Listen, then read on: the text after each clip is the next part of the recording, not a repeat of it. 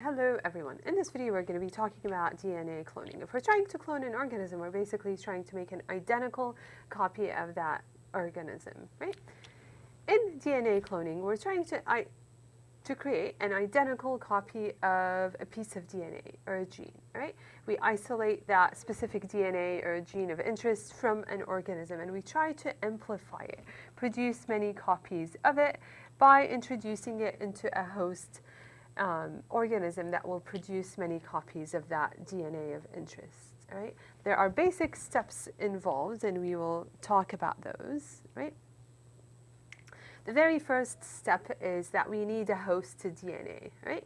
And we call that the vector DNA. All right, so that's the host DNA. And then we have a DNA of interest, and what we do is we cut or we cleave both the DNA of interest and the host DNA or the vector DNA using the same restriction enzyme. And the reason behind that is that we'll get the same sticky ends or blunt ends, right?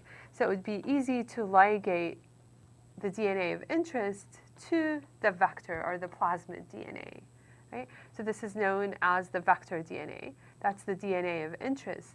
Then we cleaved both using the same restriction enzyme, and then we ligate them using DNA ligase, and what we generate is what we call the recombinant DNA or a chimeric DNA, right? It is the DNA that has a segment of the DNA of interest, right? And then we introduce them into a host cell, right? And allow it to basically make many copies of that recombinant DNA, right? So that's the basic idea of recombinant DNA. A DNA of interest is cut using the same restriction endonuclease as the vector DNA, which is basically the carrier DNA is known as the vector DNA. Then we insert that gene into the vector DNA, add DNA ligase, and then we end up, forming the recombinant vector, also known as chimeric DNA, and we introduce that into a host cell and allow it to produce many copies of it. Okay, so the idea behind molecular cloning is to be able to amplify a DNA of interest, make many copies of it, right? Whether we want it to study specific gene expression under controlled conditions or otherwise, right? And it is utilized in large protein production, right? Because you'll have many copies of that DNA of interest. All right, so those DNA vectors in recombinant DNA technology or in DNA cloning, in molecular cloning, are typically plasmid DNA because they're small circular DNA molecules that can easily replicate. They have their origin of replication, and they contain a number of different restriction sites, right? They contain a number of different restriction sites where, a DNA of interest can be inserted by cleaving it using that particular restriction enzyme, right? And they also carry specific resistance. So in this case, it is an example of the PUC18 plasmid DNA that carries resistant to, it has an ampicillin resistant gene, and we'll talk also about the lac gene. Right? So the idea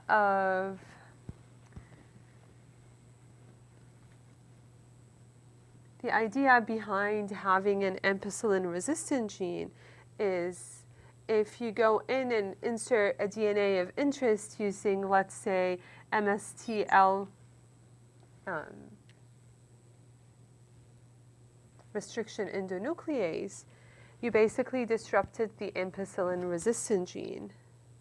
So if you grow it on the result on an agar plate, right, and you put ampicillin on the agar plate, if insertion was successful, those colonies or those plasmid recombinant DNA, the chimeric DNA, will basically not survive because they no longer have the resistance to ampicillin. So it functions as a selectable marker. Again, suppose you have a plasmid DNA and you do the insertion within its ampicillin-resistant gene, right? So you cut it within the ampicillin-resistant gene, and then you go in and you add the DNA of interest, right? That's the DNA of interest. So now that plasmid DNA, which is now known as the chimeric DNA, or the recombinant DNA, is no longer resistant to ampicillin. So if you go and you grow it on an agar plate that has ampicillin on it, that particular chimeric DNA will not survive. It is no longer resistant to ampicillin. All right. One of the other selectable markers in the PUC18 plasmid is the LAC-Z gene, which again has a number of different restriction enzymes. And LAC-Z encodes for beta-galactosidase, an enzyme that basically catalyzes the cleavage of a colorless compound into a blue product. All right. So if insertion was done within the LAC-Z gene, that LAC-Z gene is no longer active, right? So colonies will be white. But if insertion was done at a site other than the LAC-Z site, then the colonies would end up being blue, right? So if insertion was done at the LAC-Z gene specifically, we can know whether or not insertion was successful, right? The white colonies lack the beta-galactosidase. It's basically no longer intact. So there'll be the white colony. And if insertion was not successful, the beta-galactosidase will basically cleave that color compound into a blue product, and the colonies would end up being blue. Does that make sense? All right. So they're known as selectable markers. So what exactly is happening? You have a cloning vector, you're cleaving it using a specific restriction endonuclease, you have a foreign DNA of interest, you're cleaving it using the same exact restriction endonuclease, it generates the same sticky ends or blunt ends, sticky ends in this case, and then we add DNA ligase to ligate both fragments, and sticky ends in this case, so they have the same sticky ends, right? And then what we result is the new vector, but now has the DNA of interest in it, and we call that chimeric DNA or recombinant DNA, right? This is known as the cloning vector, whereas this is known as the chimeric or recombinant DNA. So here's another example, right? Where I'm not sure if you guys can see. You guys can see. All right. We have a plasmid, and in this case, it's plasmid PBR322, right? It confers two antibiotic-resistant genes, ampicillin and tetracycline, right? So it has an ampicillin and a tetracycline. All right, so suppose it was cleaved within its ampicillin-resistant gene, right? And as well as the foreign DNA, and then DNA ligase was added to ligate both the vector and the DNA of interest and form the chimeric DNA, and then we transform those into E. coli cells, right, and let them grow on agar plate. And suppose the agar plate has tetracycline in it, right? Okay, and then we have the agar plate with tetracycline in it. Well, we inserted the foreign DNA in the ampicillin-resistant gene, right? So it's no longer resistant to ampicillin, but if the plate has tetracycline, it's still resistant to tetracycline, so all colonies will have all the colonies that we see on the gel actually have the plasmid on them, right? But if you wanted to confirm whether or not insertion was successful, if you have an agar plate that has tetracycline only, those colonies on the gel will be the recombinant or the chimeric DNA.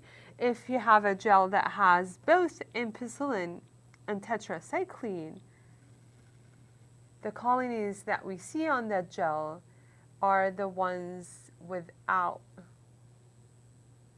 basically the vector DNA. It's not the chimeric DNA. Right? Does it make sense?